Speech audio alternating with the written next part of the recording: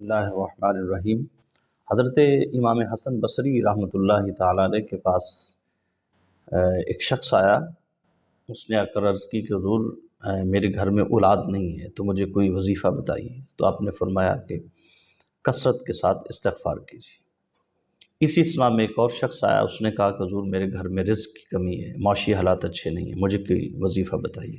آپ نے فرمایا کہ استغفار کرو۔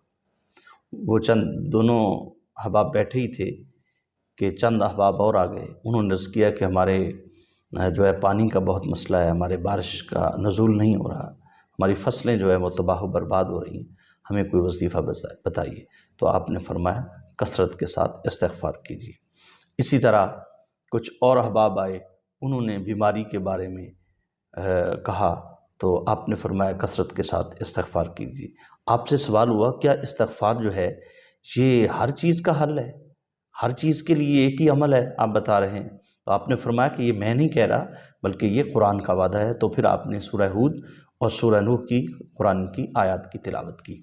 یاد رکھیے گا کہ بے اولاد آدمی کے لیے گھر میں پریشانی اور مصیبت ہے اور لڑائی جھگڑے ہیں، گھر میں رزق کی تنگی ہے، یا معاشی معاملات میں انسان ذمہ دارہ کرتا ہے تو وہاں پانی کی کمی ہے، تو یہ وظیفہ اتنا ایک اہم عمل ہے کہ جس کی طرف ہماری توجہ نہیں جاتی۔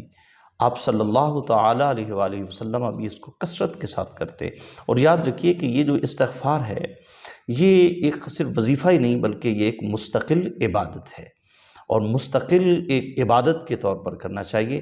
آج میں آپ کو وظیفہ بتاتا ہوں کہ یہ صرف گھر کی معاملات کے لیے نہیں بلکہ دین و دنیا کی نعمتوں کے لیے، عزت کے لیے، شہرت کے لیے، رزق کے لیے اور مصیبت اور پریشانی سے نجات کے لیے اگر آپ یہ وظیفہ کریں گے، یہ کم از کم انسان اگر 700 سے 1000 مرتبہ کے درمیان پڑھے تو یہ بہت ہی باکمال وظیفہ ہے اور بہت کچھ انسان کو عطا فرماتا ہے۔ کیسے پڑھنا ہے؟ استغفر اللہ ربی من کل ذنب واتوب الیہ۔ اس کو کثرت کے ساتھ انسان پڑھتا جائے، جتنا ہو سکے پڑھے، استغفر اللہ ربی من کل ذنب واتوب الیہ۔ اور دوسرا یہ ہے کہ استغفر اللہ الذی لا الہ الا هو الحی القیوم واتوب الیہ۔ اس کو 700 سے زائد مرتبہ 1000 کے درمیان تک پڑھے تو دین و دنیا کی نعمتیں انسان کے گھر میں شامل حال ہو جائیں گی۔ اور استغفار سے انسان کو روحانی فائدہ بھی ہوتا ہے، اور کہتے ہیں کہ روایات میں آتا ہے کہ شیطان نے جب یہ آیت کریمہ استغفار کی نازل ہوئی تو اس نے کہا کہ استغفار نے میری کمر توڑ دی۔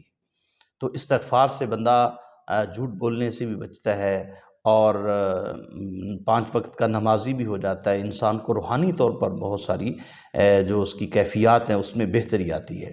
تو لہٰذا ان چیزوں پہ عمل کیجیے گا اور اپنے گھروں میں راحت و آرام کے لیے، برکت و رحمت کے لیے ان وظائف کو اپنا معمول بنا لیں تو انشاءاللہ ہر قسم کی پریشانی اور نجات سے اللہ تعالیٰ محفوظ فرمائے گا۔